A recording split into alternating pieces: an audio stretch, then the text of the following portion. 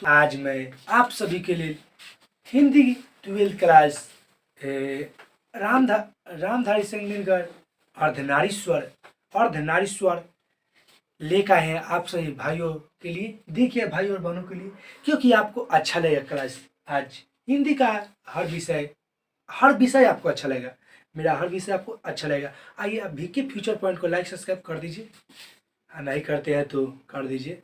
मेरा अनुभव है कि आप कर दीजिएगा, अच्छा लगेगा तब खुद ही कीजिएगा भाई, कर दीजिएगा।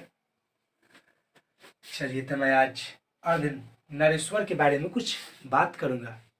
किसके बारे में? अर्धनारीश्वर के बारे में बात करूंगा। देखिए अर्धनारीश्वर के लेखक कौन है? अर्धनारीश्वर के लेखक रामधारी सिंह दिनकर। अर्धनारीश्वर के लेखक रामधारी सिंह दिनकर है। तो आप एक बात समझिए, अर्धनारीश्वर क्या है? अर्धनारीश्वर क्या है? निबंध है, कहानी है, कथाकार है, तो क्या है अर्धनारीश्वर क्या है? अर्धनारीश्वर आप सभी देखिए क्या है। अर्धनारीश्वर निबंध है।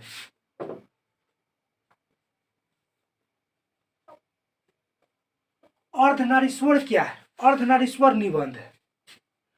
तो अब अर्धनारीश्वर के लेखक कौन है? अर्धनारीश्वर के लेखक कौन है?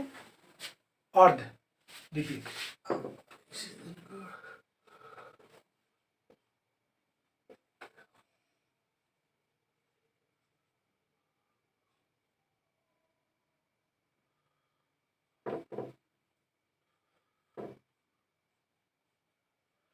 अर्धनारीश्वर के लेखक कौन है? अर्धनारीश्वर के लेखक कौन है? तो रामधारी सिंह दिनकर।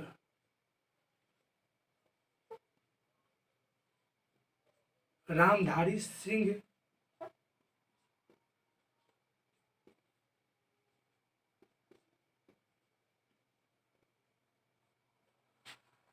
पहला बात सुनिए, अर्धनारीश्वर क्या है?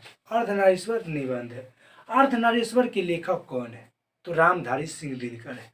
तो अब आपको मन में चर्चा उठेगा कि जो क्वेश्चन पूछा जाता है वही आप ही पूछिएगा कि सर रामधारी सिंह दिनकर का निधन कब हुआ, जन्म कब हुआ, कौन सा पुरस्कार प्राप्त किए हैं, उस किस गांव के थे, उसके पत्नी उसके माँ बाप का क्या नाम था, उसकी पत्नी का क्या नाम था। पत्नी का कोई लेखक नाम नहीं देता है, और देव कोई कितना लेखक दे देता है, कोई कितना लेखक नहीं देते हैं। तो देखिए शायद रामधारी सिंह दिनकर जी वो अपना पत्नी का भी नाम दे चुके हैं, श्यामवती देवी। क्या दी है? श्यामवती देवी। रामधारी सिंह दिनकर अपना पत्नी का नाम दिए थे। आइए, तो रामधारी सिंह दिनकर का जन्म कब हुआ?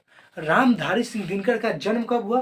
तो आइए, रामधारी सिंह दिनकर का जन्म 23 सितंबर 1908 ईस्वी को रामधारी सिंह दिनकर का जन्म होता।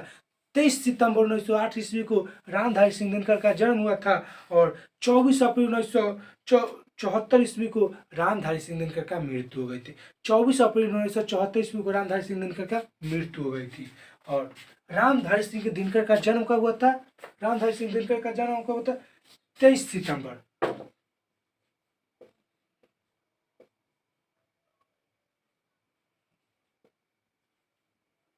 23 सितंबर 1908 ईस्वी को रामधारी सिंह दिनकर का जन्म हुआ था, और 24 अप्रैल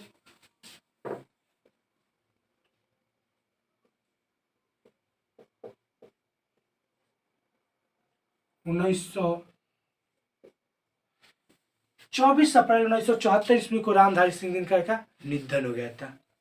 24 अप्रैल 1974 ईस्वी को क्या हुआ था? रामधारी सिंह दिनकर का निधन हुआ था। और रामधारी सिंह का जन्म किस गांव के में हुआ था? रामधारी सिंह दिनकर का जन्म किस गांव में हुआ था? तो सिमरिया के बेगूसराय बिहार में। सिमरिया के बेगूसराय बिहार में रामधारी सिंह दिनकर का जन्म कहाँ हुआ था? सिमरिया।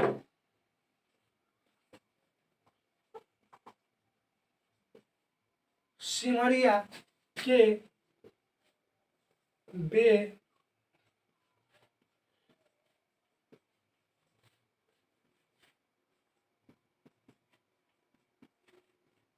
रामधारी सिंह दिनकर का जन्म हुआ था सिमरिया के बेगूसराय के बिहार में, सिमरिया के बेगूसराय बिहार में रामधारी सिंह दिनकर का जन्म हुआ था।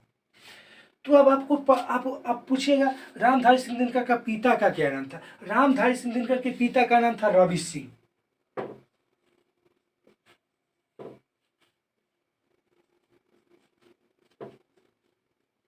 ये 12th और 10th क्लास के लिए मोस्ट वेरी इंपॉर्टेंट है, क्योंकि 10th वाले में रामधारी सिंह दिनकर एक वृक्ष की अति लेके आते हैं और इसमें अर्धनारीश्वर शंकर और पार्वती की कल्पित रूप की चर्चा करते हैं और उसमें एक वृक्ष की चर्चा करते हैं कि वृक्ष क्यों काटते हैं, उस पेड़ के बारे में वो 10th में बताते हैं और इसमें शंकर और पार्वती की चर्चा करते हैं। तो आप रामधारी सिंह दिनकर का माँ का क्या नाम था। मानरूपी देवी, मानरूप देवी।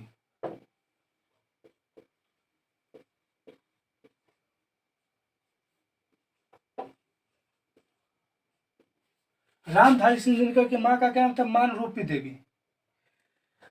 रामधारी सिंह दिनकर की पत्नी का क्या नाम था, मैं कुछ देर पहले बता चुका, श्यामवती देवी।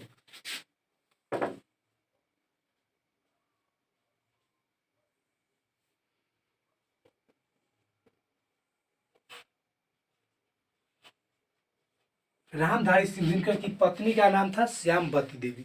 उनकी माँ का नाम था मानरूपी देवी, पिता का नाम रवि सिंह। वो बेगूसराय के सिमरिया जिला बिहार के उनका जन्म था और उनका जन्म 23 सितंबर 1908 ईस्वी को जन्म हुआ था और 24 अप्रैल 1974 ईस्वी को निधन हुआ था। और अर्धनारीश्वर क्या है तो निबंध है, और अर्धनारीश्वर के लेखक कौन है तो रामधारी सिंह दिनकर है। इतना आपको कन्फर्म आपको याद करना पड़ेगा, कन्फर्म आपको याद करना पड़ेगा। मैं फिजिक्स केमिस्ट्री बायो टोटली विषय पढ़ाता हूँ। मैं तो सब पढ़ाऊँगा, खुद मैं पढ़ाऊँगा। मेरा क्लास आप देखिए और देखिए। रामधारी सिंह दिनकर जी हिंदी के क्या रह चुके हैं। रामधारी सिंह, देखिए आप क्वेश्चन ऑब्जेक्टिव दिगंत है 12th क्लास और गोधली है शायद 10th क्लास, उसमें से कुछ भी पूछ सकते हैं आपसे, आप पूछ सकते हैं हमसे। दिगंत क्या है।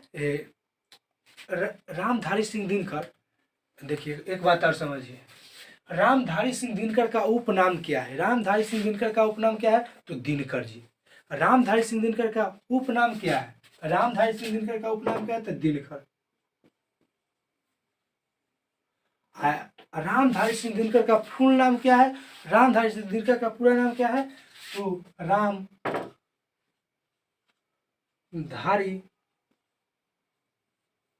सिंह दिनकर। रामधारी सिंह दिनकर।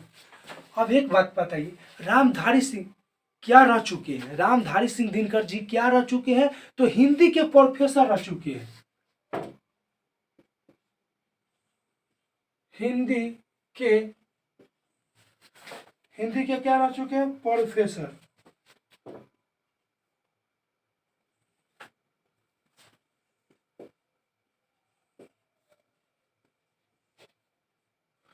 प्रोफेसर रह चुके हैं, प्रोफेसर। रामधारी सिंह दिनकर जी हिंदी के प्रोफेसर रह चुके हैं। अब आइए रामधारी सिंह दिनकर के बारे में और चर्चा करूंगा। तो रामधारी सिंह दिनकर ने पहले कब कविता लिखी थी। रामधारी सिंह दिनकर ने पहले कब कविता लिखा था। रामधारी सिंह दिनकर जी पहले 1925 ईस्वी में वो अपना कविता लिखे थे। कौन था, प्रणभंग थे। 1925 ईस्वी में कौन सा कविता लिखे थे तो प्रणभंग लिखे थे। 1925 में कौन सा कविता लिखा था, प्रणभंग।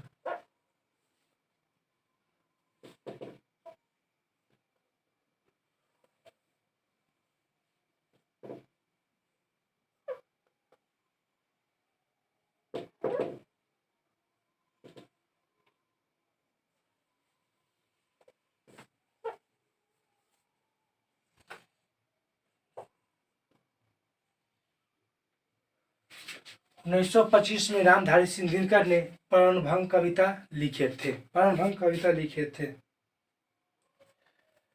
दिनकर जी कितने वर्ष के थे? दिनकर जी कितने वर्ष के थे तो प्रणभंग कविता लिखे थे? दिनकर जी कितने वर्ष के थे तो प्रणभंग कविता लिखे थे? 21 वर्ष की उम्र में प्रणभंग कविता दिनकर जी लिखे थे। 21 वर्ष की उम्र में। दिनकर जी कितने वर्ष की उम्र में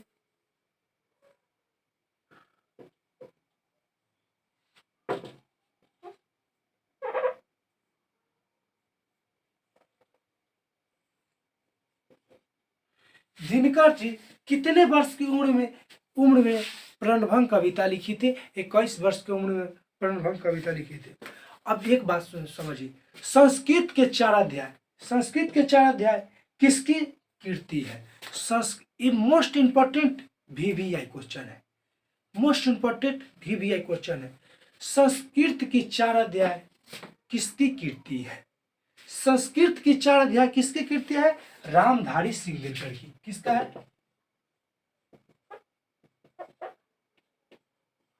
रामधारी सिंह दिनकर का। संस्कृत की 4 अध्याय किसकी कीर्ति है? रामधारी सिंह दिनकर की। रामधारी सिंह दिनकर की कौन कौन सी कीर्ति है? रामधारी की कौन कौन सी कीर्ति है?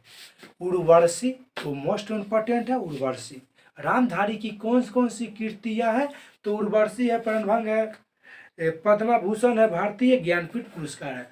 पद्मा भूषण, ज्ञानपीठ पुरस्कार, ये सब मोस्ट इंपॉर्टेंट क्वेश्चन है। ये सब हाल फिलहाल पूछा है। तो अब आपको एक बात समझना पड़ेगा कि रामधारी सिंह राष्ट्र कवि के नाम से कौन जाने जाते हैं? राष्ट्र कवि के नाम से कौन जाने जाते हैं? तो यही जाने जाते हैं रामधारी सिंह दिनकर। कौन जाने जाता है? रामधारी सिंह दिनकर। राष्ट्र कवि के नाम से रामधारी सिंह दिनकर जी जाने जाते हैं। राष्ट्र कवि के नाम से रामधारी सिंह दिनकर जी जाने जाते हैं। दिनकर जी किस युग के कवि है? दिनकर जी किस युग के प्रमुख कवि है? तो छायावादोत्तर कवि के रामधारी सिंह किस वाद के रामधारी सिंह दिनकर जी किस वाद के प्रमुख कवि है? छायावादोत्तर युग के प्रमुख कवि है।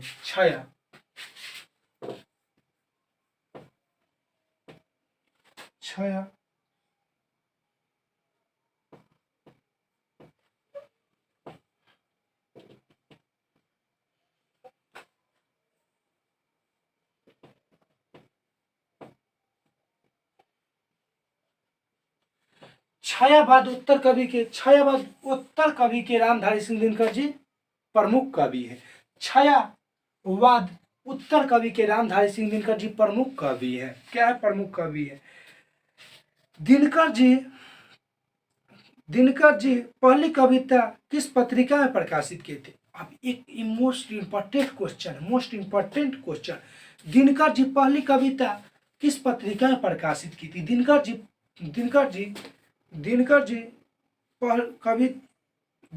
पहले कविता किस पत्रिका में प्रकाशित की? दिनकर जी पहला कविता किस पत्रिका में प्रकाशित की थी? छात्र सहोदर।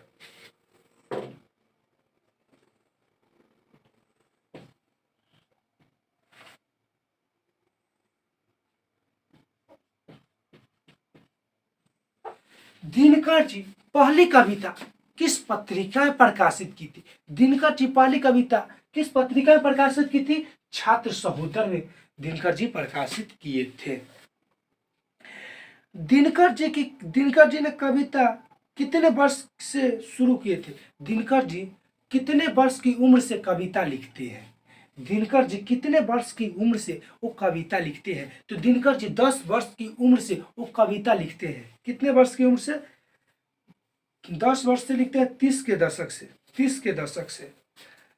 दशक से वो कविता लिखते हैं, या 10 वर्ष, 30 के दशक से 30 के दशक से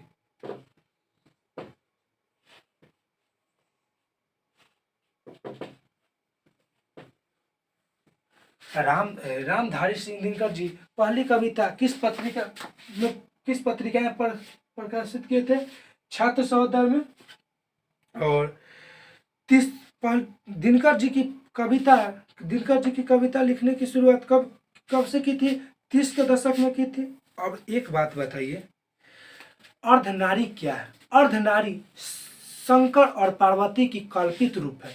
अर्धनारी क्या है? अर्धनारी शंकर और पार्वती का कल्पित रूप है। क्या है? देखिए मैं मिटा रहा हूं, मैं फिर मिटा कर लिख रहा हूं। देखिए 1 मिनट। अर्धनारी क्या है तो मैं कुछ देर पहले बता, अर्धनारी शंकर और पार्वती का कल्पित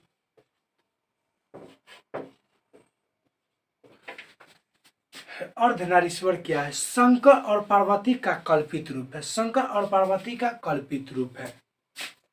अर्धनारीश्वर क्या है? शंकर और पार्वती का कल्पित रूप है। तो एक बात और समझिए,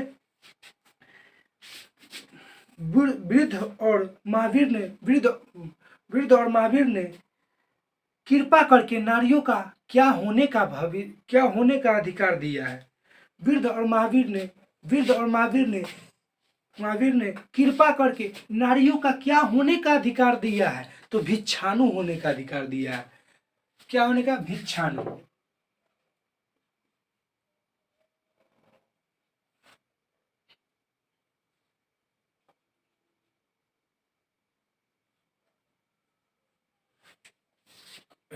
वृद्ध और महावीर ने कृपा करके नारियों का क्या होने का अधिकार दिया है? भिक्षाणु। क्या होने का? भिक्षाणु। अब आइए, पुरुष जब नारी का गुण लेता है तो देवता बनता है। पुरुष जब नारी का गुण लेता है तो वह देवता बनता है। क्या बनता है? पुरुष जब नारी का गुण लेता है तो क्या बनता है? देवता। पुरुष जब नारी का गुण लेता है तो देवता बनता है।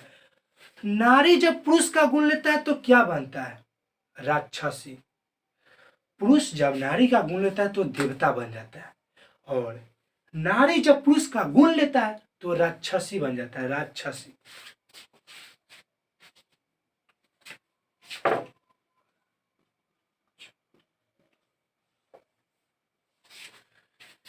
पुरुष जब नारी का गुण लेता है तो देवता बन जाता है, और नारी जब पुरुष का गुण लेता है तो राक्षसी बन जाता है। राक्षस। प्रेमचंद्र जी, यह कथन किसका है? पुरुष जब नारी का गुण लेता है तो देवता बन जाता है। नारी जब नर का गुण लेता है, तो क्या बनता है? यह किसका कथन है? तो प्रेमचंद्र जी का।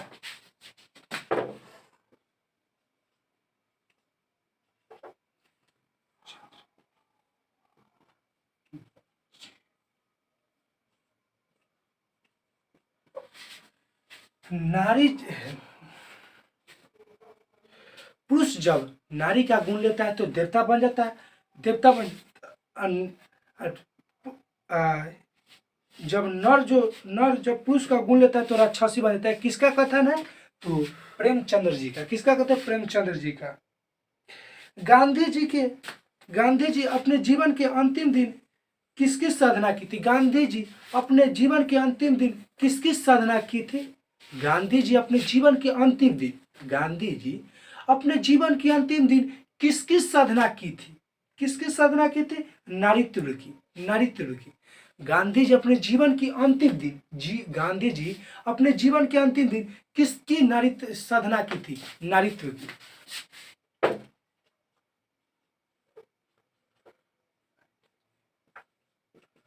गांधी जी अपने जीवन की अंतिम दिन किसकी साधना की थी? नारीत्व की। गांधी जी की पोती ने कौन सी पुस्तक लिखी है? ये क्या में पूछा गया है? अर्धनारीश्वर में। गांधी जी की, देखिए मैं इतने पर वीडियो समाप्त करता हूं।